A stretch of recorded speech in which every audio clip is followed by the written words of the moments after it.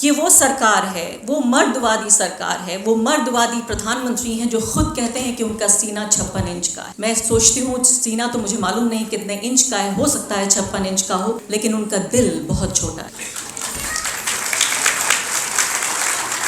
तो ये छोटे दिल वाली सरकार जिसमें न सिर्फ अपने जैसे लोग, अपने जैसे मर्दवादी लोग, अपनी जैसी पहचान के लोग, अपने जैसी भाषा बोलने वाले लोग, अपने जैसी विचारधारा के लोग, एक ख़ास तरह के 5-10% लोगों के लिए ये देश बनाकर बाकी 90% देश को, ये कहते हैं कि हम 21वीं सदी में चले गए, हो सकता है 22वीं सदी की भी बात करें, और उनको 18वीं सदी में छोड़कर आगे बढ़ जाना चाहते। तो महिलाओं की जो सही जगह, जो ये समझते हैं, क्योंकि ये एक ऐसा प्लेटफॉर्म है जो प्रगतिशीलता की बात करता है, ये एक ऐसा प्लेटफॉर्म है ऐप जो बात कर रहा है न सिर्फ कि महिलाओं की बल्कि प्रगतिशील सोच वाली महिलाओं की। न इस सरकार में, उसकी योजनाओं में प्रगतिशीलता की कोई जगह है, न महिलाओं की कोई जगह। महिलाओं की जगह जो कई सौ साल पहले सोची गई थी कि सिर्फ रसोई घर और बेडरूम, किचन रूम और बेडरूम, इससे ज़्यादा महिलाओं की जगह इस सरकार की किसी नीति में नज़र नहीं आती। इस हद तक नज़र नहीं आती कि जब इतना बड़ा कदम उठाया गया कि महिलाओं के लिए हमारी जो विधानसभा और हमारी लोकसभाएं हैं, संसद में और साथ ही विधानसभाओं में, जब अनाउंसमेंट हुआ कि भाई अब 33 साल पुरानी इस मांग को बाकायदा पूरा किया जाएगा, सिर्फ और सिर्फ किराए के टट्टू लाकर, किराए की औरतों को लाकर, आप यकीन जानिए इसमें कोई एग्जैजरेशन नहीं है जब मैं ये कह रही हूँ आपसे, ये सेलिब्रेशन संसद में नहीं होना था। अगर वाकई महिलाओं की सशक्तिकरण के लिए कानून बनता तो ये जश्न सड़कों पर मनता। संसद में जो महिलाएं आई, संसद में वो बीजेपी की कार्यकर्ता थी, वो फिल्म एक्ट्रेसेस थी, वो बीजेपी की तमाम जो उनकी सांसद हैं वो थी। सिर्फ उन लोगों ने, पीछे तमाम महिलाएं खड़ी हुई हैं, आगे एक पुरुष खड़े हुए हैं, यानी इन महापुरुष ने हमें हमारी जगह दे दी है। महिलाओं की जो पूरी जो जगह है, जो इस लोकतंत्र में दिखाने की कोशिश कर रहे हैं, वो एक सपोर्टिंग रोल में कर रहे हैं, कि सिर्फ समर्थन कर रहे हैं, यानी कि आप हीरो आप ही बने रहेंगे, सिर्फ समर्थन हम कर रहे हैं। तो यहाँ इतनी सारी महिलाओं को देखकर और एक सुर में बोलते देखकर मुझे बहुत अच्छा भी लगा, क्योंकि पिछले 10 साल में महिला एकता को मैंने इतना कम महसूस किया है। क्योंकि इस पूरे सरकार की जो विचारधारा है, ये सिर्फ 10 साल की विचारधारा नहीं, जो आरएसएस की 100 साल की विचारधारा है, उसका एक सूत्र है, और वो सूत्र है बांटो और राज करो, डिवाइड एंड रूल। अंग्रेजों से इन्होंने एक बात बहुत अच्छे तरीके से सीख ली, या मैं कहूँगी हो सकता है अंग्रेजों को इन्होंने ही सिखा दी हो, वो ये है कि बांटो और राज करो। अब महिलाएं सिर्फ महिलाएं नहीं है, महिला अब हिंदू महिला है, महिला अब मुस्लिम महिला है, महिला अब सिख महिला है, महिला अब ईसाई महिला है, महिला बीजेपी की महिला है, कांग्रेस पार्टी की महिला है, समाजवादी पार्टी की महिला है, उत्तर भारत की महिला है, दक्षिण भारत की महिला है, उच्च जाति की महिला है, दलित वर्ग की महिला है, पिछड़ी जाति की महिला है, अमीर महिला है, गरीब महिला है, संसद के अंदर बैठी महिलाएं, संसद के बाहर बैठी महिलाएं। अब आप मुझे एक ऐसा उदाहरण, मैं 3 मांगने जा रही थी, एक ऐसा उदाहरण दीजिए जो मोदी सरकार की जो महिला मंत्री हैं, उन्होंने कोई एक ऐसा कदम उठाया हो जिससे देश की 4 महिलाओं को फायदा हुआ। आप में से किसी को कोई फायदा हुआ इस सरकार से?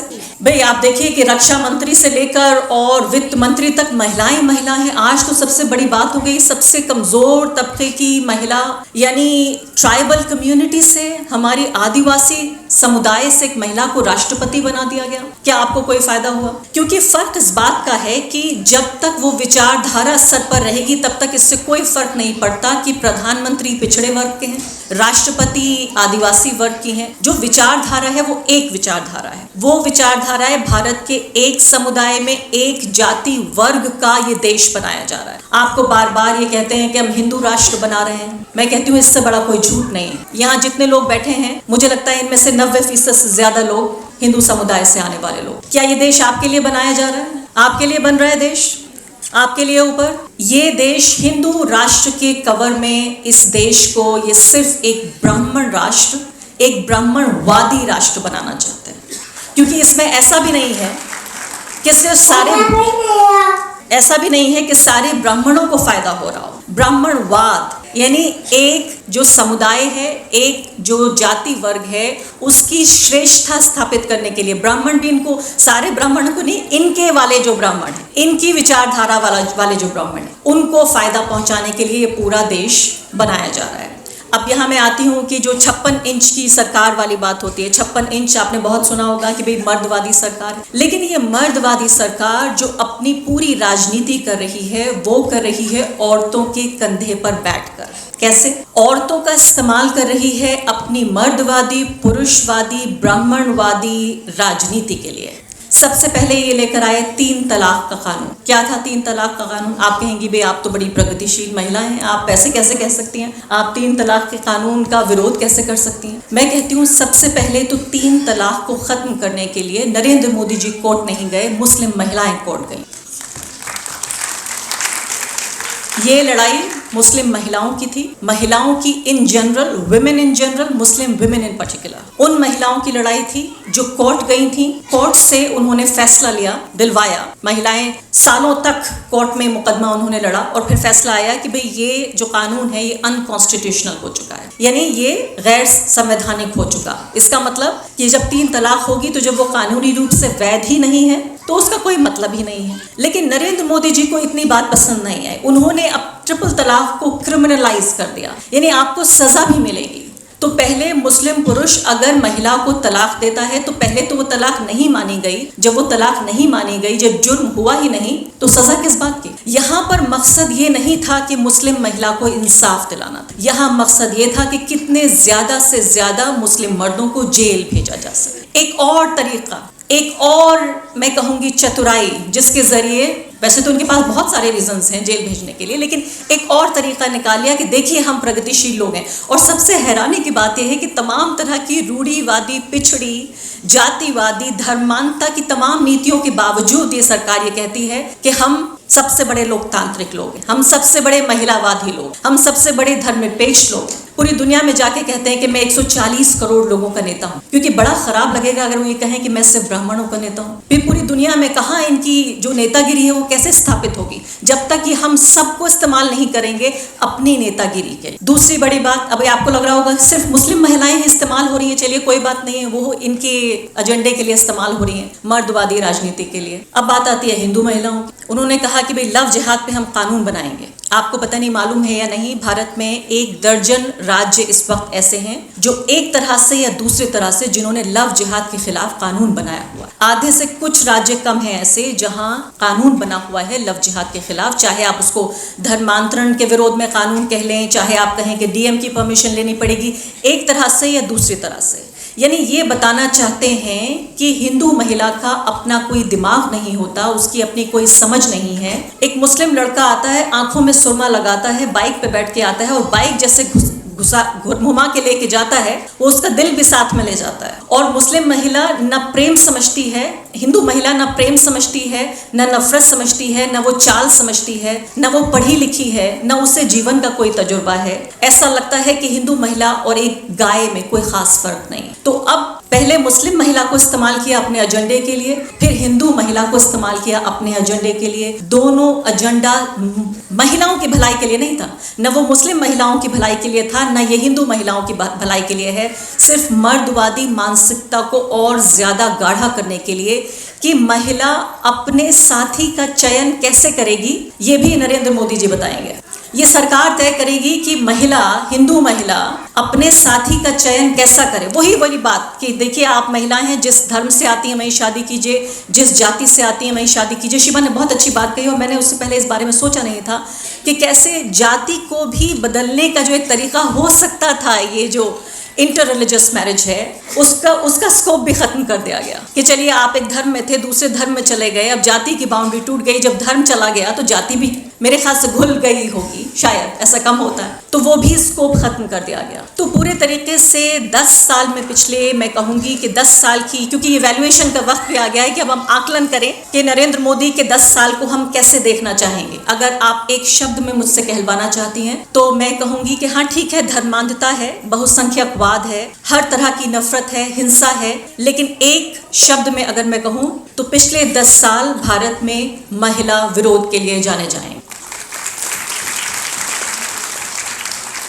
एक दौर होता था जब मैं एनडीटीवी में काम किया करती थी और मैं जिस रोज़ नई जैकेट पहन लिया करती थी, बहुत सारी जो पत्रकारिता की छात्र छात्राएं होती थी वो ईमेल करके मुझसे कहती थी कि आपका जैकेट का रंग बहुत पसंद आया, आपकी मुझे बोलने का अंदाज़ बहुत पसंद है।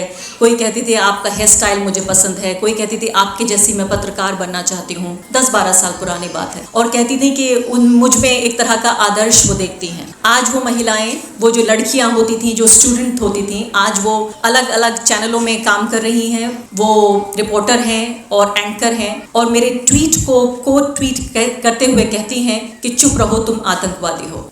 जो एक वक्त में मेरी फ़ैन गर्ल्स हुआ करती थी, जो मुझसे प्रेरणा लेती थी, मेरे जैसी पत्रकार बनना चाहती थी, मेरे जैसी एंकर बनना चाहती थी, मेरे स्टाइल को कॉपी करना चाहती थी, आज उन्हें मुझ में न पत्रकार दिखता है, न एंकर दिखता है, न महिला दिखती है, न रिपोर्टर दिखती है। उन्हें मुझ में सिर्फ एक मुसलमान दिखता है।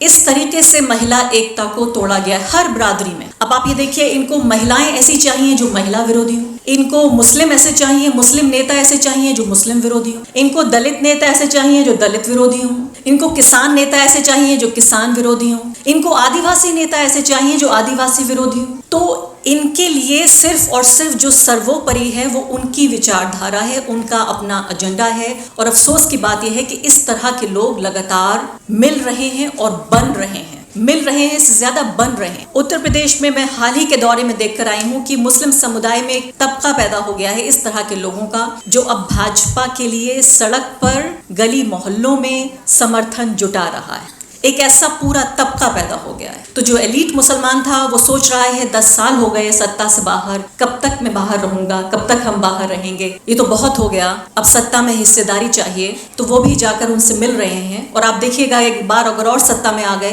तो बहुत सारे एलीट मुसलमान उस तरफ चले जाएंगे। जो गरीब मुसलमान है उसके पास कोई ऑप्शन नहीं। भारत की जो 80 करोड़ जनता है वो अपने रोजमर्रा के खाने के लिए वो भारत की सरकार पर डिपेंड करती है। भारत की सरकार पर निर्भर है कि उसको रोज अन्न मिल सके, उसके मुंह में खाना जा सके। इसके लिए भारत की सरकार ने ऑन रिकॉर्ड ये कहा कि हम 80 करोड़ लोगों को राशन देते हैं। ऐसे लोगों से आप ये उम्मीद करते हैं कि उनका अपना आत्मसम्मान होगा, उनकी अपनी कोई सोच होगी, उनका अपना कोई सपना होगा, उनको जीवन जीने का कोई जरिया, कोई तरीका होगा, उनको वोट देने की कोई समझबूझ भी होगी, जो अपने रोजमर्रा के खाने के लिए। और वो पैकेट्स जो आते हैं खाने के, आप देखिएगा कभी उन पे नरेंद्र मोदी जी की तस्वीर होती है, उनमें योगी आदित्यनाथ की तस्वीर होती है। तो बहुत सारी महिलाएं हमारे गांव देहात में अब ये समझने लगी हैं कि हमारे लिए जो रोजी रोटी का साधन है वो पति होते थे पहले, पिता होते थे पहले, बेटा भाई होता था, अब मोदी जी हमारे घर में अनाज ला रहे हैं। तो ऐसे में बड़ी तादाद मुस्लिम समुदाय के लोगों की भी है। तो मैंने आपको बताया कि एलीट तबका उधर जा रहा है, पहले ही वहाँ कोशिश कर रहा है। वहाँ मैं कहूँगी कि धागे डालने शुरू हो गए हैं। और जो गरीब आदमी है उसके पास कोई ऑप्शन नहीं है, वो 5 किलो अनाज के बदले अपने वोट का सौदा कर सकता है। और मैं उसके लिए उसे आरोपित नहीं कहूँगी, मैं ये नहीं कहूँगी कि उसका कसूर है। ऐसे में सिर्फ एक मिडिल क्लास बचा है। वो मिडिल क्लास जो दफ्तर जाता है तो उसे नफरत की निगाह से देखा जाता है, जो वो स्कूल जाता है, वो कॉलेज जाता है तो उसके घर वाले सोचते हैं कि वो शाम को सही सलामत वापस आएगा या नहीं। आज मुस्लिम घरों में ये चर्चाएं होती हैं कि सिर्फ आपका घर जलाना तो दूर की बात है, वो तो अक्सर होता ही रहता है कि कब किसके घर पे बुलडोजर जले, कब किसका घर जला दिया जाए। आज मनोस्थिति ये है, इस कदर सांप्रदायिकता बढ़ चुकी है कि पता नहीं कौन दाढ़ी टोपी वाला जा रहा है और दूसरा सरफिरा।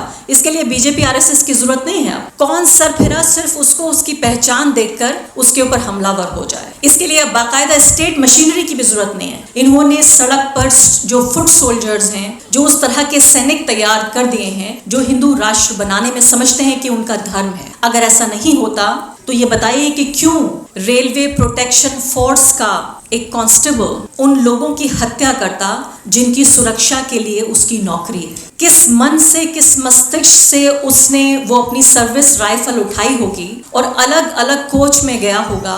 वहां मुस्लिम दिखने वाले जो लोग थे उन्हें छांट कर उसने 3 का कत्ल कर दिया और साथ साथ अपने उस साथी, अपने सीनियर का भी कर दिया जो उसने कहा कि अच्छी बात नहीं। तो ये इस तरह के सैनिक सड़कों पर और तैयार हो रहे हैं, जमीन पर तैयार हो रहे हैं, जिसके लिए अब जरूरत नहीं है। लोग पूछते हैं कि ये बताइए कि आरएसएस की विचारधारा कहाँ तक ये पेवस्त हो गई है। कि मैं कहती हूँ कि वो लोग जो आज आरएसएस की विचारधारा में यकीन रखते हैं, उनको पता भी नहीं है कि आरएसएस क्या चीज है या विचारधारा क्या चीज। उनको सिर्फ एक सोच ने, उस कीड़े ने काट लिया है जिससे उनकी समझ में आ गया अब उनको आरएसएस की भी जरूरत नहीं। आज वो दौर है कि अभी मैं वोटर का जिक्र कर रही हूँ, मैं नेता का जिक्र कर लेती हूँ। दानिश अली का किस्सा सुना होगा आपने। न सिर्फ कि मुस्लिम समाज में वोटर की कोई हैसियत नहीं है, नेता की भी सिर्फ इतनी हैसियत है कि उसके साथ का नेता, यानी मुझे, मेरे पत्रकार सहयोगी, मेरे ही समुदाय की, मेरी जो सबसे बड़ी मैं अपनी पहचान समझती हूँ, हर एक पहचान से अलग, वो है मेरी पेशे की पहचान, कि मेरी सबसे बड़ी बिरादरी, सबसे प्रोमिनेंट जो मेरी आइडेंटिटी है वो ये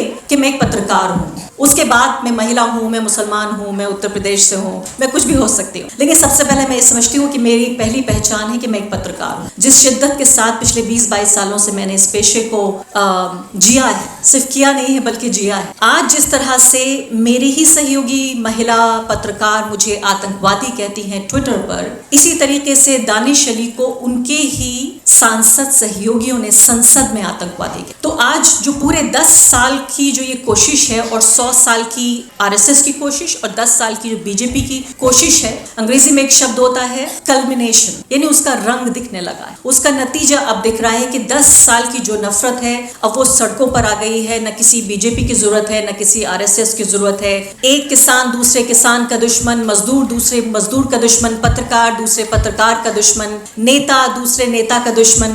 न्यूज रूम्स में देखिए आप किस तरह के हालात हो रहे हैं। अब आप कहेंगे कि बड़ी, ये तो बड़ी खुशी की बात है, मीडिया में हम अक्सर जिक्र करते हैं कि मीडिया में महिलाओं की जो उपस्थिति है वो बहुत अच्छी है। मैंने तो इस तरह के न्यूज रूम्स में भी काम किया जहां हर डिपार्टमेंट की जो चीज थी वो महिला थी। एनडीटीवी एक ऐसा ऑर्गेनाइजेशन था जहां हर डिपार्टमेंट में जो उस डिपार्टमेंट को हेड करती थी वो महिला थी। लेकिन उस दौर से इस दौर में भी देखा है कि आज भी आप प्राइम टाइम में जब टीवी खोलती हैं तो आप ज्यादातर किसको देखती हैं? महिलाओं को देखती हैं सूट बूट पहने हुए, आस्तीन वास्तीन चढ़ाकर तमाम महिलाएं। तो आप कहेंगी तो बहुत अच्छी बात, लेकिन वो महिलाएं इस तरह की महिलाएं हैं कि उनका शरीर दिखता है महिला जैसा, लेकिन उनकी जो सोच है वो पुरुषवादी।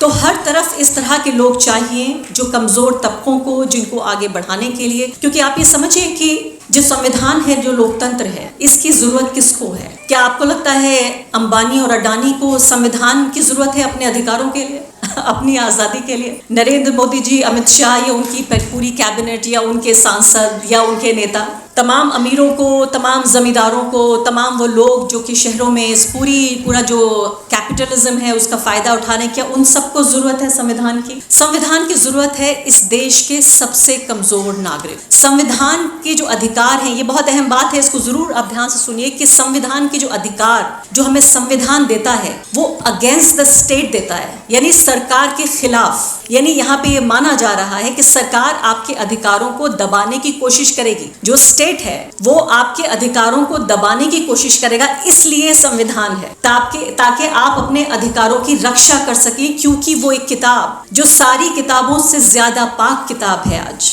हिंदू के लिए, मुसलमान के लिए, सिख के लिए, ईसाई के लिए, तमाम समुदायों के लिए, क्योंकि वही एक किताब है जो तमाम धर्मों के लोगों को उनका धर्म मानने की आजादी भी देती है। उन्हें अपने अधिकारों को सुरक्षित रखने के लिए भी वही किताब है। आज सबसे ज्यादा हमला उसी किताब के ऊपर। इसलिए मैं हमेशा कहती हूँ कि ना हिंदू खतरे में है, ना मुसलमान खतरे में है, जो खतरे में है वो संविधान है।